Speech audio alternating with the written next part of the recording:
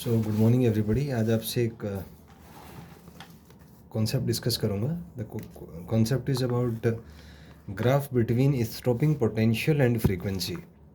तो आप मान लीजिए कि किसी मेटल पे हमने फोटॉन्स इंसिडेंट किए और इसकी वजह से जो फोटो इलेक्ट्रॉन्स निकल रहे हैं उसका काइनेटिक एनर्जी जो मैक्सिमम है वो केमैक्स है। तो आइंस्टाइन की इक्वेशन से हम कह सकते हैं कि K E max is equal to h nu minus phi naught. तो अगर स्टॉपिंग पोटेंशियल को वी नॉट मान लें तो के मैक्स को हम लिख सकते हैं as e into V naught. So this is equal to h nu minus phi naught. यहाँ से जो स्टॉपिंग पोटेंशियल है वो आपका आ जाएगा h by e into nu minus phi not by e. अगर इसको हम standard equation of straight line से कंपेयर करें जो होता है y is equal to m x plus c, तो हम देख सकते हैं यहाँ से कि एम जो है एच बाई ई के इक्वल होगा और सी या जो इंटरसेप्ट है वो माइनस फाई नॉट बाई ई के इक्वल होगा।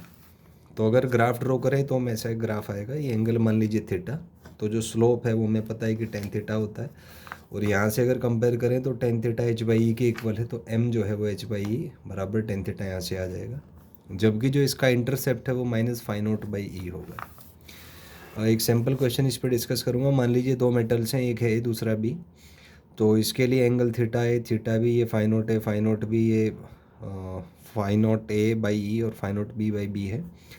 तो इसमें हमें एक इन्फ्रेंस निकालना है। तो क्योंकि इस केस में हमने देखा कि ये जो एंगल है वो एच बाई ई होता है जो कांस्टेंट है, तो इसका मतलब दोनों का जो एंगल है वो सेम होगा, तो theta is equal to theta भी आ जाएगा।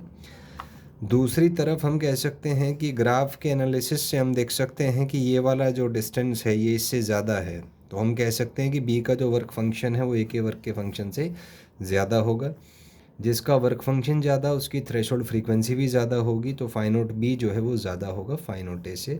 और वेवलेंथ में क्योंकि इन्वर्स रिलेशन होता है, तो जिसका फ्रीक्वेंसी ज़्यादा है उसकी वेवलेंथ कम होगी। तो इस ग्राफ से हम ये एनालिसिस निकाल सकते हैं। ये नेक्स्ट एक क्वेश्चन इस पर डिस्कस करूँगा कि जो charge flowing through a conductor है वो दिया गया है Q is equal to a t by this. Maximum value charge का निकालना है, इसका ग्राफ बनाना है। तो अगर आप D Q by D T को ज़ीरो करते हैं तो यहाँ से सॉल्यूशंस के बाद ये टी का वैल्यू आप यहाँ से एलिमिनेट कर सकते हैं।